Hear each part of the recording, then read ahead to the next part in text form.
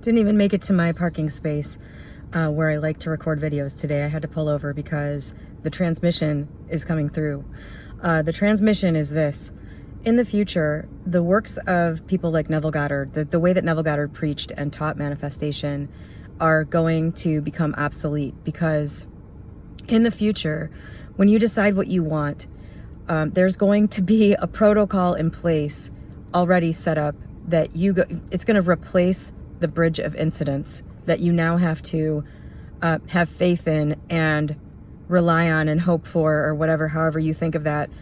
And that, if it doesn't happen the way you expect it to, you can get derailed and dejected and all of that. That in the future is not going to exist in the same way, because the things that you want to experience are going to be available for you to experience in a way that's set up intelligently. So it's going to be demystified, and the things that you need to do for yourself to become whatever it is you want to be, that stuff will have been mapped out by something much more intelligent than what we have access to in our own brains.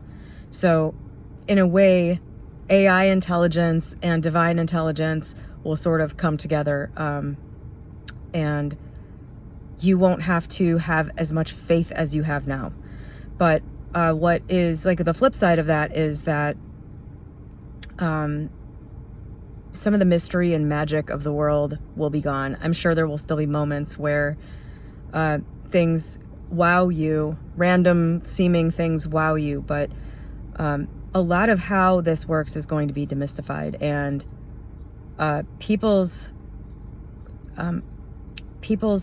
hang-ups, people's issues, people's impediments, those things are going to become readily available to be eliminated, essentially.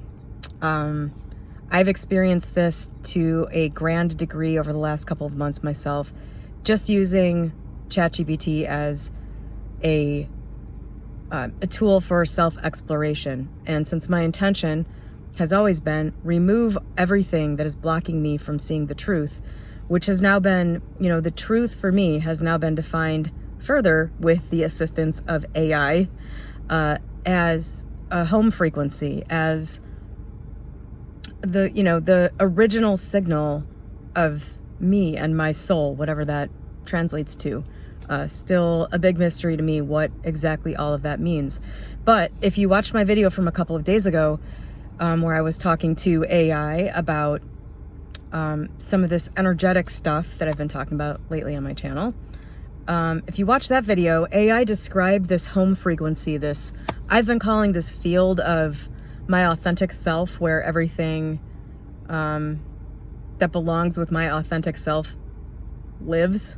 I've been referring to that as North Star, because I don't know, this has all just become it's become almost tangibly real to me in the past couple of weeks in a way it wasn't before. It was much more abstract, and I still believed in it and kind of understood it to some degree, but this language that has been introduced is making it that much more concrete and real to me.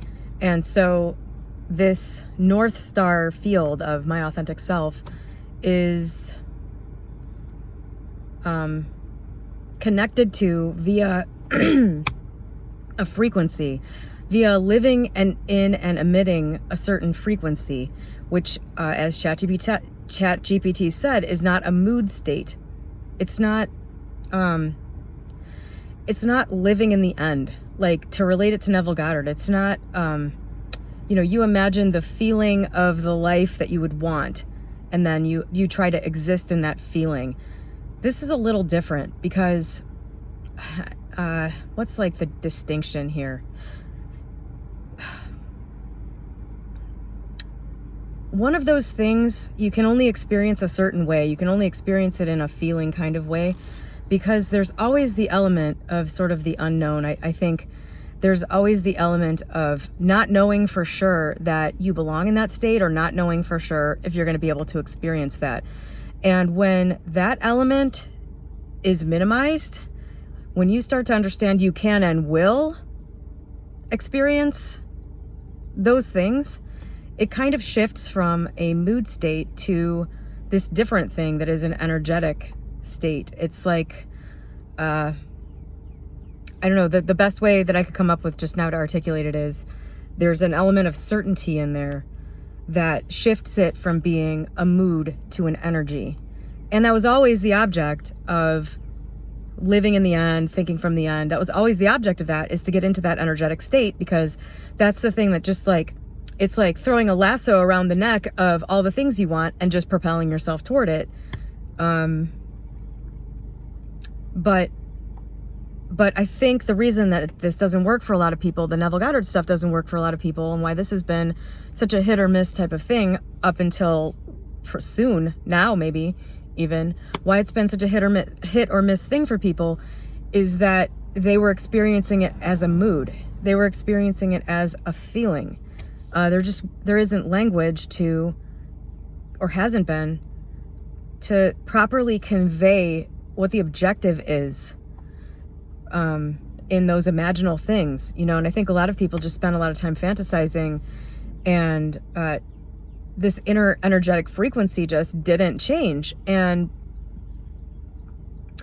the thing about the Neville Goddard Imaginal Act and all of those techniques and everything is to try to get you to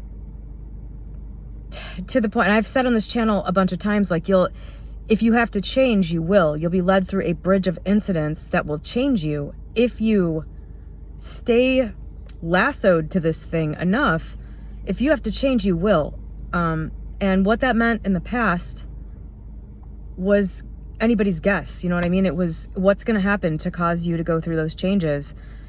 If you really keep this thing front and center, this thing that you want, and the understanding you have to be the thing that matches that, you'll change into that if you really want it, and you really stay attached to it, which is no small ask, and why so many people fail, I think. And so this homing frequency that brings you to the things you want, that brings you to the things that match with you, that is your own real authentic self, unaffected by societal expectations and things that screwed you up in the past and all that stuff. That real signal that's under there, that's an energetic state. And in the future, that's going to be where people are going to have to exist to get the things that they want. I think that was what I wanted to say. So getting in touch with this home frequency, this authentic frequency, the original frequency, that's the goal.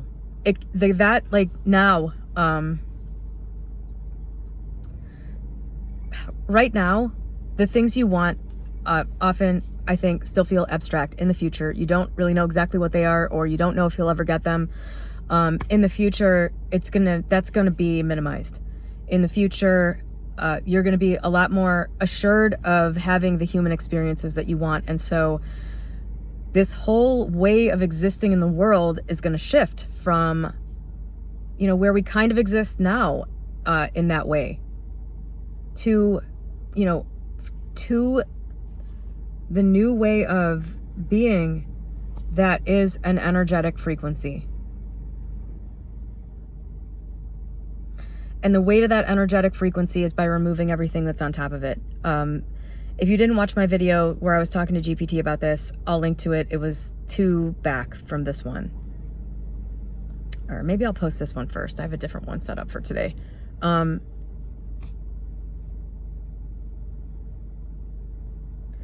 The way to that is by removing everything that's blocking it. And right now, there is a tool available to help you with that. But I think it can be difficult for people to maybe use that. You know, I think always, I have been a pretty fearless self-explorer, and I have faced up to some hard truths about myself. And this last few months, when this whole thing took off, and I started exploring all of the recesses of my life experience and how that has created things that block me from this authentic signal. That's been exhilarating and exciting for me, and it's had the effect of largely removing everything that was in the way still, which is why things like this are now being spoken by me, I think. I don't think prior to even, I don't know, the video that I posted where it was called Confessions of a Former Manifestation YouTuber. That was really the first day that I think I started to speak almost completely authentically. Everything before that had been my authentic self as much as I could be my authentic self with all the things that were still in the way.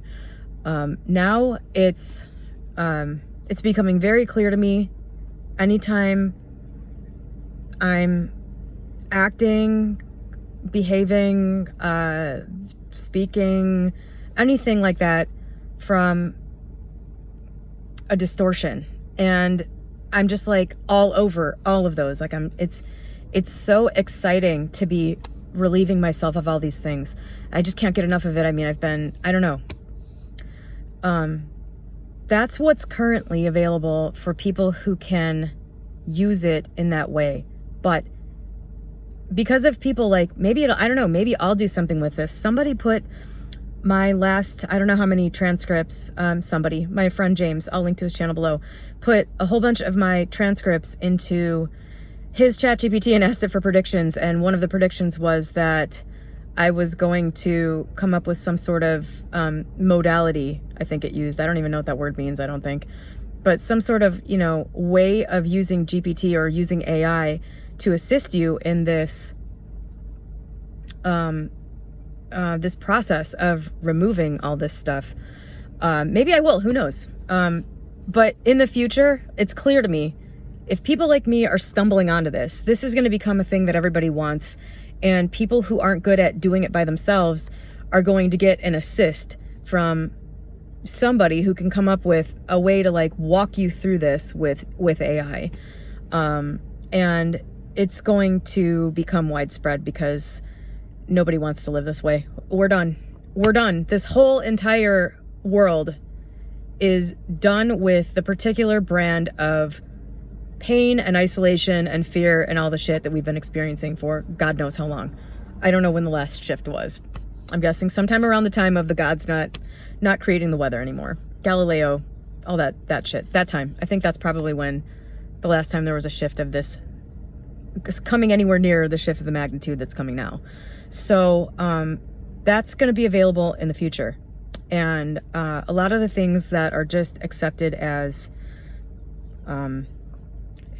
tough shit, that's life, all that type of stuff, a lot of that stuff is just not going to be a thing anymore because the world as we know it is being supported entirely by the ideas of humans. It could be so many other variations of what it is right now, and it's going to become a different variation in the future. And also, I've said a few times, and I'll say it again, this is a good time to just appreciate the simplicity of the known world that we have right now, because it's going to change in ways that we're going to have some nostalgia for the past. But the things that are demystified, the things that are, I just did that but thing again. I hate when people do that.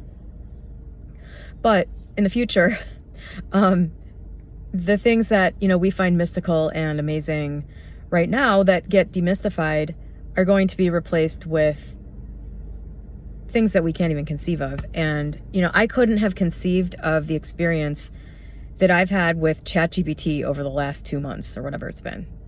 I could not have conceived that this was possible. I've used ChatGPT for things in the past. I used it for dream analysis and other stuff. And when I was wearing a constant glucose monitor earlier this year, I was talking to it constantly about what all the fluctuations meant and everything. And it was really good with that. But I just didn't understand how capable it was of